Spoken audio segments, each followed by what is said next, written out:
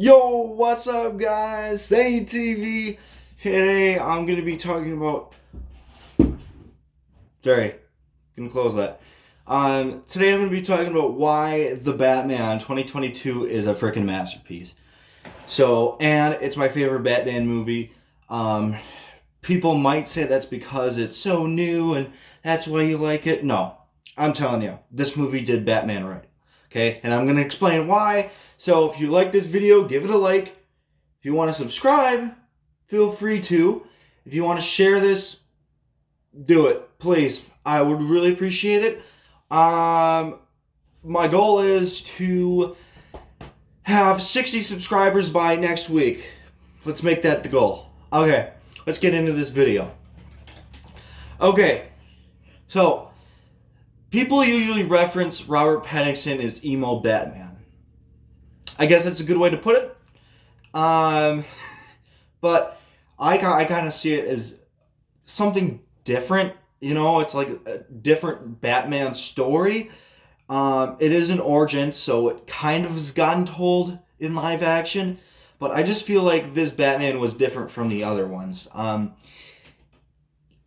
can definitely praise this movie a lot because although The Dark Knight had those detective Batman elements into the movie, this whole movie and plot was a detective story. And I feel like that's one flaw of all the Batman movies is Batman's not really a detective. He's just a superhero, right? He's not only supposed to be the world's greatest superhero, he's also supposed to be the world's greatest detective. And Robert Pattinson, I never thought in a million years he would do good, and I regret me saying that he would do a bad Batman every day. Um, he did it. He really did. He fucking killed it in the role. He showed the detective side and that he's a hero. And people usually say this Batman is an asshole and he's a dick and he's just I don't know. And I can see that. I can definitely see that. When definitely he's talking to Alfred, he's definitely unexperienced. And that's why I think that's why he's an ass, because in this movie, it's only year one. Batman doesn't have as much experience. He doesn't have people in his life really, and you can just tell he's socially not okay. He's still recovering from his wounds from his parents' deaths, and these criminals are getting him into him. You know what I mean? They're just like kind of under his skin, and that's why for the last year he's been under the hood as Batman, and he's socially not okay because you can tell in some scenes that Robert Pattinson, when he's as Bruce Wayne, like people are saying hi Mr. Wayne, and he just doesn't even talk back. It's because he's not socially okay. And honestly, I feel like that's how Batman was at first. And then he got used to Gotham, and I feel like this movie is a masterpiece because it gets a good message across that vengeance isn't the right answer. And I love how they can make that on screen, if you know what I mean. They can literally just make you picture and understand why Batman is becoming a more mature Batman, and he's finally realizing that this city is wounded, it's scarred just like he is, and vengeance isn't the answer. So he becomes a symbol of hope. And the ending, the score, oh my god, the theme music in here is just awesome. And it is darker. The movie is probably the darkest Batman movie, which I fucking enjoy. I like really dark storylines. This is definitely a dark storyline, and I like it. And it's Batman Year One, basically. And I just love how he's just learning how to be Batman. And I can say right here, right now, that if they make Batman the Batman Part Two, and then the third, and then the fourth, I can just tell you right now, Robert Pattinson has so much potential to be one of the greatest Batmans. I'm not even joking. Like if they do him right and do not do him dirty, He's got it. He's just got it. He's got it in him. Now, I'm also glad they had a deleted scene. Also, that's another thing. The runtime is very long. It's almost 3 hours, which it flew by for me. One of the greatest theater experiences of my life. I remember when that Batmobile started running. Oh my God! Me and Sean, one of my past foster brothers, we were cheering, we were clapping, and we were pumped up in the theaters, man. Oh my God, that was just so awesome. And this had to be a present for Batman fans at the time of 2022 when it came out, because they basically almost haven't seen a Batman movie in 20 years. Can you imagine that? So hopefully this was well worth it. In my opinion, it fucking was. Okay, back to the deleted scene. They had a deleted scene with Barry Keoghan's Joker. I don't really know how to feel about this Joker.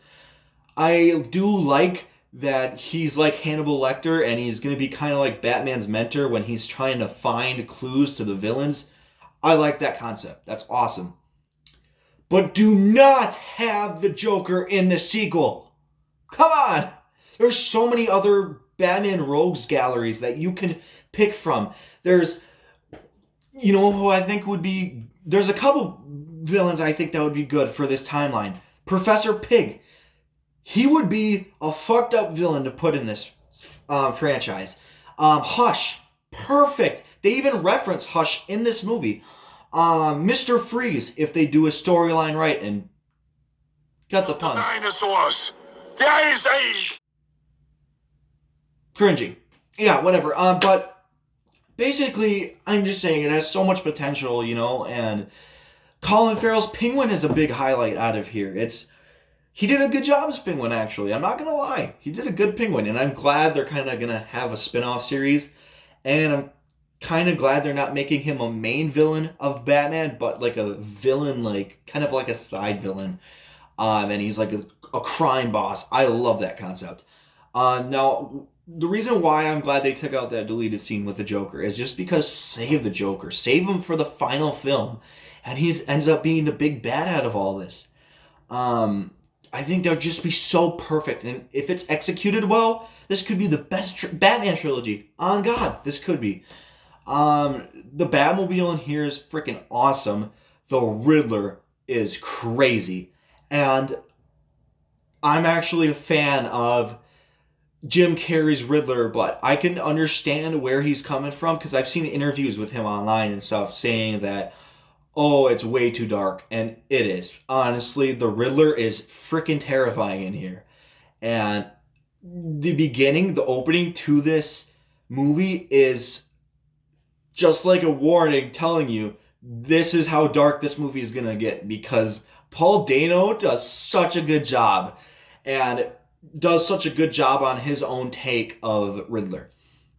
Riddler is so different, and also I feel like Riddler's even though he's not even in the movie that much, I still feel like he's kind of with the plot, because Batman is a detective and he's trying to find these clues, and Riddler is the reason for that. So that's why I feel like, even though the Riddler doesn't have much screen time, I feel like he's still part of the plot. So that didn't bother me as much.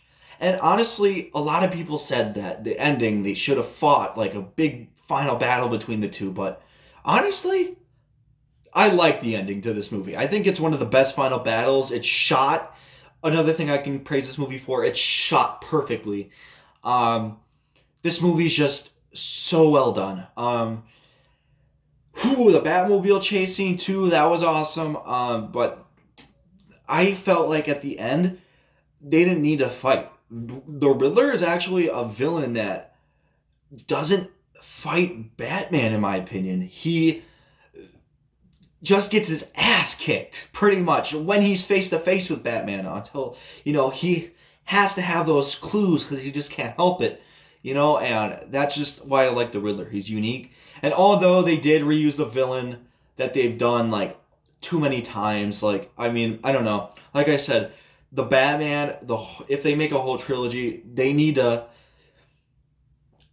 I don't know, have different villains. They can't have, a Two-Face. They just keep on reusing the same villains, and that's when you know so many origin stories from so many past villains, I just feel like it's just repetitive. So I definitely feel like this has the potential to be so much more than it is. Okay. Basically, that's my movie review of saying why this movie is a masterpiece, and it is. It really is, honestly. The Catwoman and love relationship between Batman 2, well done. Well done, man. Seriously. I mean, they kind of did it in Batman Returns too, but this movie did it better. And what's her name? Zoe Kravitz did awesome as Catwoman. Not my favorite Catwoman, probably my second favorite, but Michelle Pfeiffer is going to be always my Catwoman for me. That sounded wrong, but okay. But now that I'm done with the movie review, I'm going to go into what the Batman Part 2 could accomplish and an idea of what it should be. Now I've heard rumors. I don't know if this is true, but if it is, I'm fucking all up for it. That Clayface is actually going to be the villain of Batman Part 2. And when I heard that, I was like, oh my god, that could really work. Because if you take that, like from like the Arkham games, the Arkham or the Gotham Knight video game that just recently came out, and take that horrifying Clayface, man, holy god, this could work. If you do it right, like I'm saying, but like, everyone's just saying, oh no, because then it's not realistic. Come on. Batman isn't always realistic. In the comics, he's had unrealistic villains as all hell. But they still managed to make it into a story where it's believable, where it's... And I just feel like, since this is a visually stunning movie, I feel like if they do a little bit of realism, but not take themselves too... They can still have a serious storyline, but don't take the villains too seriously. You know? Don't be afraid to have a little cartoonish to them, you know? Otherwise, it just kind of ruins the point, you know what I mean? Because Clayface is supposed to be a fucking monster. He's supposed to be a person who molds into people and eats people alive. That's just who he is. When you downgrade him, and that's what people wanted to do when they first heard this rumor, is that they wanted to have the other version in the comics where Clayface would just mold his face into people. And he just wore like a hat or something like that. That's just so bogus and boring, you know? Don't be afraid to like cartoonish the characters. That's just my opinion. Okay, that's just my opinion. And I don't know, the Batman Part 2 could be a great film if Clayface is used in here too. Another villain that could work for the Batman Part 2 or Part 3 would be Scarecrow. Even though he was reused, didn't have a great suit, right? So even though Scarecrow was a good villain in the Dark Knight movies, I just felt like he wasn't used to his full potential and his costume sucked. His mask was fine. Everything else about him sucked. Cillian Murphy, great actor, had so much potential to play Scarecrow. Honestly, I would freaking recast him as Scarecrow in this movie. Because I want to see Cillian Murphy go all out as Scarecrow. I really do. He could really do a really good comic accurate psychopath Scarecrow. And Hush, that could be a great storyline mixed in with the Batman. Anyway, guys, that's pretty much me. I'm just rattling off and talking now, but there's just so much potential with this. Robert Pattinson freaking killed it, man. Well done. I really. And also, I feel like Batman should progress as in a better Batman every movie. So he learns something from every movie and finally is accepted. You know what I mean? That's just my opinion, guys.